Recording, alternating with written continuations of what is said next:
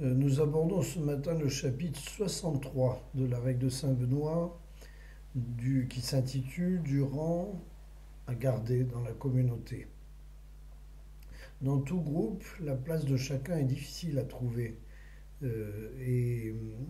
se rappelle les discussions vaines des apôtres pour savoir quel était le plus grand. Donc lorsque on est libre en quelque sorte de se placer à l'endroit où l'on pense être le meilleur pour soi, et il y a soit le risque de se mettre en avant, soit le risque de se mettre en arrière.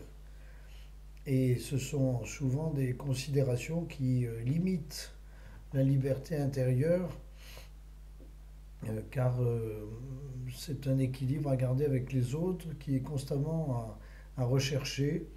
Et certains n'y pensent jamais, et c'est très gênant, et certains y pensent toujours, et c'est très gênant aussi.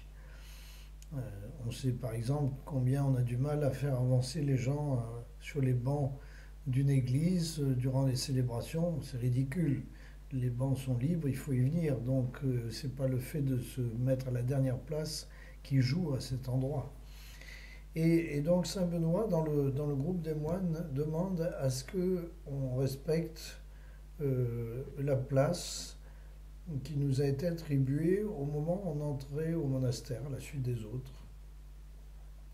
Donc chacun sait où il va. Il est derrière celui qui est entré avant lui et il est devant celui qui est entré après lui. Et que ce soit dans la liturgie, que ce soit au repas, que ce soit dans les déplacements, il y a toujours cet ordre qui prévaut, bien sûr avec des exceptions pour ceux qui reçoivent des charges particulières, etc. Donc ce qui est en jeu ici, c'est comment trouver la bonne place, en quelque sorte, sans réfléchir presque, à l'intérieur d'un groupe. On ne peut pas, bien sûr, imposer ce fonctionnement dans les groupes humains, quels qu'ils soient. Ce serait un peu excessif. Mais c'est une inspiration intéressante. C'est-à-dire que je prends le rang dans lequel je me trouve au moment où j'arrive quelque part. Sachant qu'il y a toujours, selon l'Évangile, l'idée que la meilleure place est celle du Christ, et la place du Christ, c'est la plus humble, la dernière, celle qui permet de ne pas prendre le pouvoir sur les autres. Ce qui est délicat, c'est quand on reçoit une mission qui nous fait passer au-delà du rang qui est le nôtre à notre arrivée. Il faut toujours rester dans la même attitude intérieure, de telle manière de ne pas prendre le pas sur les autres, et même si on est à la première place.